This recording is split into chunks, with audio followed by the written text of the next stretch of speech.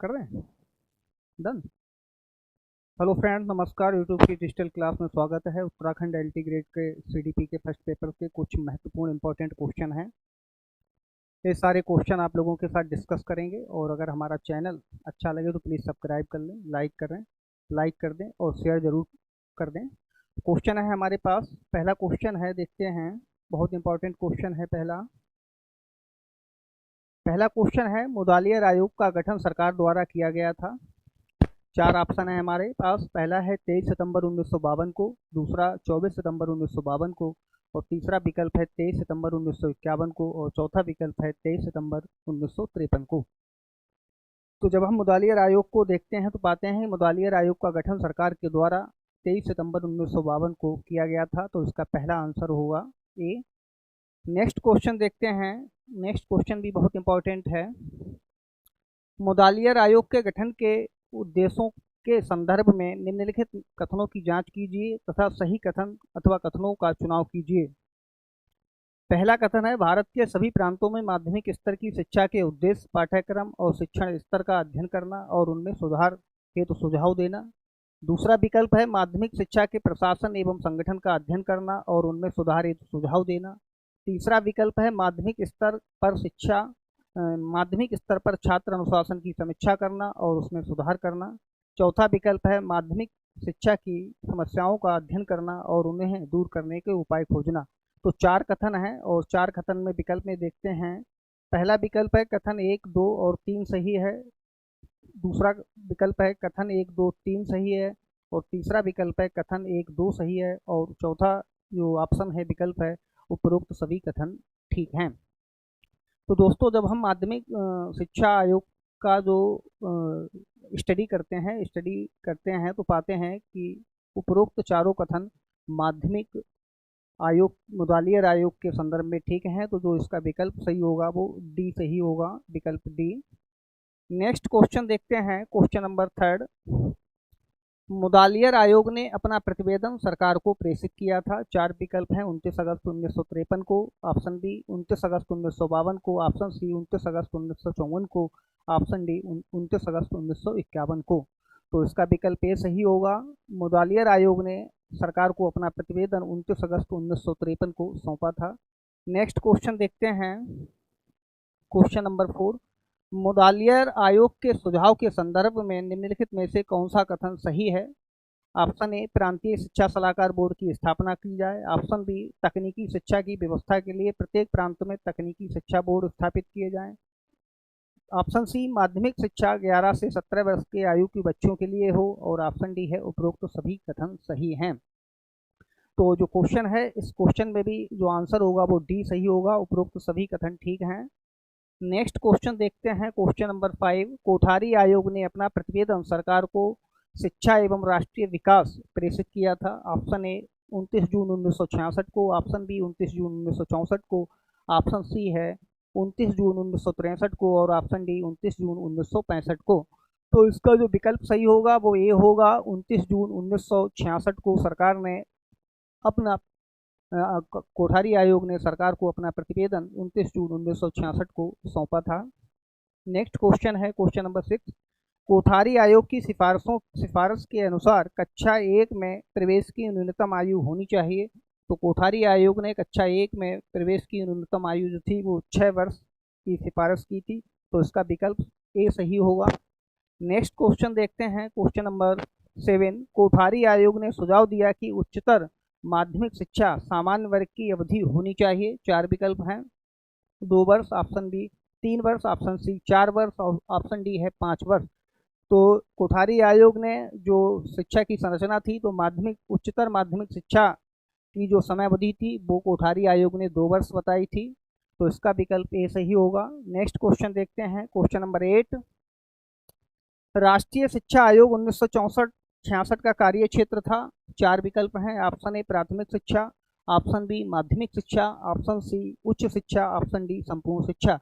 तो कोठारी आयोग का गठन जो था वो प्राथमिक शिक्षा से लेकर विश्वविद्यालय स्तर तक की शिक्षा अर्थात संपूर्ण शिक्षा की संदर्भ में इस आयोग का गठन किया गया था। तो इसका जो विकल्प होगा राइट होगा वो डी होगा, संपूर्ण शिक्षा। नेक्स्ट क्वेश्चन है क्वेश्चन नंबर 9। राष्ट्रीय शिक्षा आयोग 1964-66 ने माध्यमिक शिक्षा को कितने प्रतिशत छात्रों के लिए पूर्ण शिक्षा अनुमानित किया था? विकल्प ए 50, विकल्प B 60%, option C 70%, option D 80%। तो इसका जो राइट आंसर होगा वो सी सही होगा, 70%। नेक्स्ट क्वेश्चन नंबर 10 देखते हैं। कोठारी आयोग की सिफारिशों के संदर्भ में निम्नलिखित में से कौन सा कथन सत्य नहीं है? विकल्प एक है प्राथमिक स्तर कक्षा 1 से 5 तक बच्चों की पाठ्य पुस्तकों एवं लेखन सामग्री निःशुल्क की।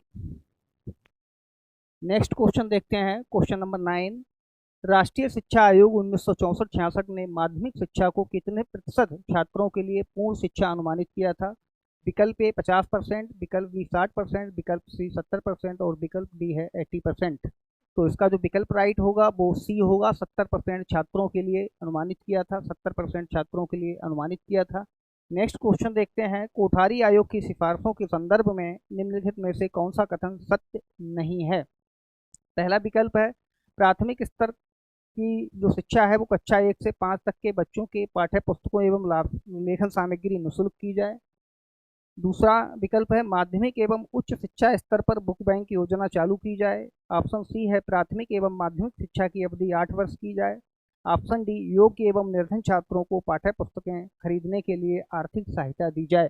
तो जब हम कोठारी आयोग की सिफारिशों का अध्ययन करते हैं तो देखते हैं कि जो इसका विकल्प सी है, क्योंकि प्राथमिक एवं माध्यमिक शिक्षा की जो अवधि थी कोठारी आयोग की सिफारिशों के आधार पर वो 10 वर्ष थी, ना कि 8 वर्ष। और यहाँ पर जो विकल्प सी है तो वो विकल्प सी जो है वो कथन असत्य है, तो इसका राइट आंसर सी होगा।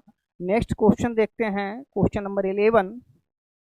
15 से 30 आयु वर्ग के निरक्षर प्रौढ़ों की शिक्षा के लिए प्राथमिक विद्यालयों को सामुदायिक केंद्र बनाया जाए और यहाँ विद्यालयी समय से पहले अथवा बाद में प्रौढ़ शिक्षा कार्यक्रम चलाए जाएं। उपरोक्त तो सुझाव दिया गया था। विकल्प 4 हैं कोठारी आयोग ने, ऑप्शन बी मुदालियर आयोग ने, ऑप्शन सी राष्ट्रीय शिक्षा नीति 1986 ने और ऑप्शन डी है राष्ट्रीय शिक्षा नीति 1968 ने। तो उपरोक्त सिफारिश जो है वो कोठारी आयोग ने की थी, तो इसका विकल्प ए सही होगा। नेक्स्ट क्वेश्चन देखते हैं क्वेश्चन नंबर 12। निम्नलिखित कथनों पर विचार कीजिए एवं कूट की सहायता से सही उत्तर का चुनाव कीजिए। पहला है कोठारी आयोग पहला कथन है कोठारी आयोग की स्थापना 1966 में हुई। कथन दूसरा, कोठारी आयोग ने सिफारिश की कि सभी संघीय भाषाओं का विकास किया जाए और राष्ट्रभाषा हिंदी के विकास के लिए विशेष प्रयास किए जाएं। कथन थर्ड है कोठारी आयोग ने अनुशंसा की कि शिक्षा के सभी स्तरों पर समाज सेवा एवं राष्ट्र सेवा अनिवार्य हो। और कथन चौथा है कार्यानुभव को विद्यालय शिक्षा का अनिवार्य अंग बनाया जाए। तो दोस्तों इसमें जो पहला कथन है वही गलत है। कोठारी आयोग की स्थापना 1966 में ना होकर 1964 में हुई थी। बाकी तीनों कथन ठीक हैं, तो इसका जो राइट आंसर होगा वो होगा हमारा सी, कथन सेकेंड, थर्ड और फोर्थ सही है। नेक्स्ट क्वेश्चन देखते हैं क्वेश्चन नंबर 13। कोठारी आयोग के सुझाव के संदर्भ में निम्नलिखित कथनों की जांच कीजिए। 6 से 14 वर्ष तक के बालकों के लिए अनिवार्य एवं निःशुल्क शिक्षा की व्यवस्था की जाए। विकल्प बी प्रौढ़ शिक्षा की व्यवस्था की जाए। विकल्प सी उच्चतर माध्यमिक शिक्षा की अवधि 3 वर्ष हो और ऑप्शन डी है माध्यमिक शिक्षा की अवधि 2 वर्ष हो। यहाँ पर भी कूट की मदद से सहायता देना है, तो जांच कर लेते हैं। 6 से 14 वर्ष तक के बालकों के लिए अनिवार्य निःशुल्क शिक्षा की व्यवस्था की जाए, ये सुझाव दिया गया था। प्रौढ़ शिक्षा की व्यवस्था का भी सुझाव दिया गया था कोठारी आयोग के द्वारा। उच्चतर माध्यमिक शिक्षा की अवधि 3 वर्ष हो, यही गलत है, क्योंकि उच्चतर माध्यमिक शिक्षा की अवधि 2 वर्ष बताई गई थी कोठारी आयोग में और माध्यमिक शिक्षा की अवधि भी 2 वर्ष बताई गई थी। तो जब हम इन कथनों को देखते हैं तो कथन ए बी डी सही है, बाकी कथन जो सी है वो गलत है। नेक्स्ट क्वेश्चन देखते हैं। निम्नलिखित में से कौन सा कथन कोठारी आयोग की सिफारिशों के संदर्भ में सत्य नहीं है? पहला है कथन विकल्प छात्र छात्राओं के लिए निर्देशन एवं परामर्श की व्यवस्था प्राथमिक स्तर से ही की जाए। प्रत्येक जिले में कम से कम एक विद्यालय में शैक्षिक निर्देशन एवं परामर्श की विशेष व्यवस्था की जाए।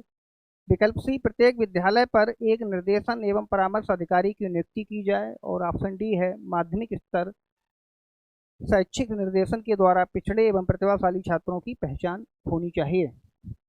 चारों जब स्टेटमेंट पर हम नज़र देखते हैं तो इसमें 3 स्टेटमेंट सही हैं, एक स्टेटमेंट गलत है। वो गलत स्टेटमेंट पर ही चर्चा करते हैं। वो ये है कि प्रत्येक विद्यालय पर एक निर्देशन एवं परामर्श अधिकारी की नियुक्ति की जाए, ऐसा नहीं कहा गया था कोठारी आयोग में। जबकि कोठारी आयोग में सुझाव दिया गया था कि कम से कम 10 विद्यालयों पर एक निर्देशन और परामर्श अधिकारी की नियुक्ति की जाए, तो इसका विकल्प सी होगा। दोस्तों, आज हमने 14 बहुत इंपॉर्टेंट क्वेश्चन और बहुत डीप क्वेश्चन आयोग से रिलेटेड हैं, मुदालियर आयोग और कोठारी आयोग से इंपॉर्टेंट रिलेटेड क्वेश्चन थे जिन पर आप लोगों के साथ डिस्कस किया है। नेक्स्ट क्लास में फिर आप मिलेंगे, तब तक के लिए धन्यवाद, नमस्कार।